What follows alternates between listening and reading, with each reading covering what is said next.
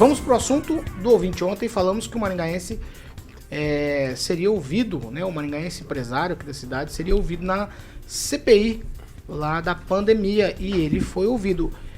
Um pouco nervoso, é claro, né? Essa seria aí a descrição do momento que o Emanuel Cattori viveu ontem na CPI. E ele, o empresário, até admitiu que o Ricardo Barros agendou uma reunião para ele lá no Ministério da Saúde, mas negou que foi favorecido. Ângelo, o ponto máximo é talvez o nervosismo do Emanuel Cattori? O nervosismo foi basicamente no começo. Ele conseguiu um habeas corpus, estava do lado de 2 advogados, então estava bem protegido. Inclusive o mesmo advogado do Ricardo, ao menos um dele. Mas eu recomendo o pessoal ler o que o jornalista Parnanguara, Álvaro Borba, postou no YouTube a respeito. Ele fez um resumo bem interessante do depoimento do canal Meteoro Brasil no YouTube.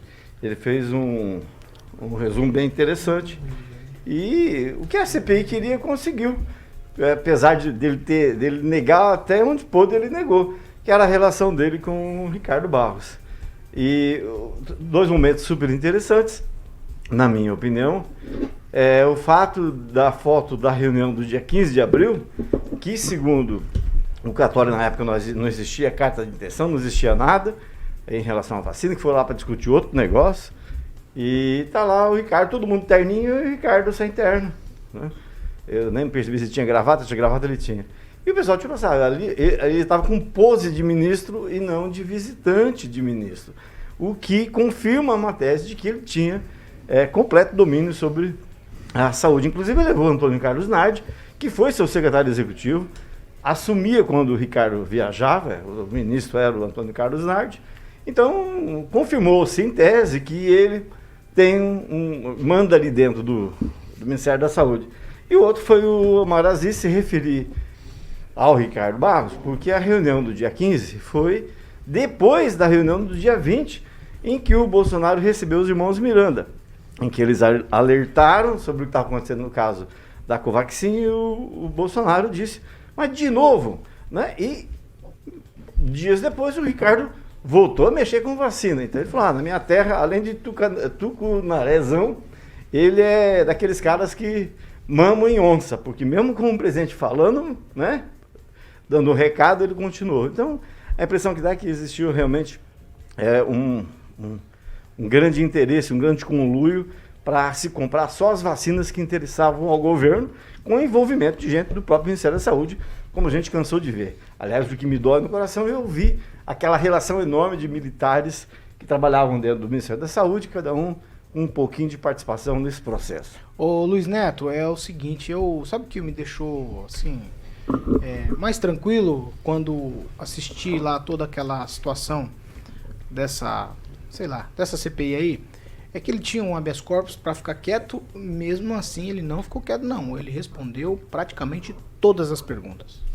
Paulo, nada mais natural, quem não deve, né, não teme, mas diferente do que queria entender, na verdade, a fala do meu colega primeiro, né, ele disse assim no YouTube pra gente ler o que o cara colocou no YouTube. Deve ser algum vídeo, né? Alguma coisa nesse sentido. Eu não tive acesso a essa matéria. Não, quem não sabe ler igual a você não precisa ler. Eu não tive acesso a esse material, mas, Rigon, independente, sabendo ler ou não, a gente tem que interpretar os fatos. Interpretação é tudo na vida, né? Há um interesse dessa CPI em prejudicar o governo Bolsonaro, prejudicar o líder do governo, Ricardo Barros, e disso vai usar das maiores das formas aí para tentar criar algum fato que o prejudique. Eu acho que o Emanuel foi muito sábio na fala dele, não produziu qualquer tipo de possibilidade dessa CPI colocá-lo em situação jocosa.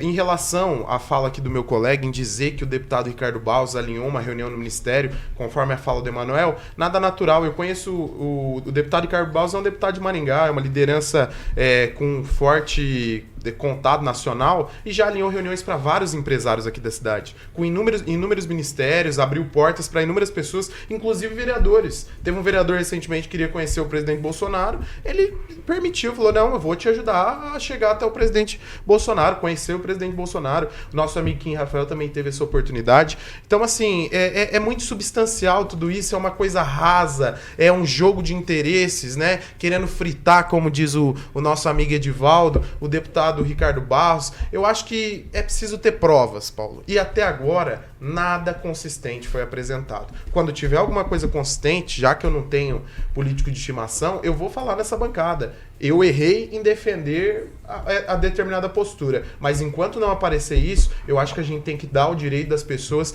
de se defender. E não é o que vem o que vem acontecendo, porque todo dia eu escuto uma acusação aqui nessa bancada. Luiz Neto, eu acho que é o seguinte, eu acho que, gostando ou não do Ricardo Barros, ele é um cara que não é por acaso que ele é líder do governo. Quer dizer que ele conhece muita gente, levou muita gente de Maringá até o governo federal para tentar melhorar o país. Agora, se alguma coisa foi provada de que isso não é verdade, então que judicialize então, as ações contra ele e que ele seja condenado e cassado também, como foi o deputado estadual Boca Aberta. Agora, o seguinte... Federal, perdão.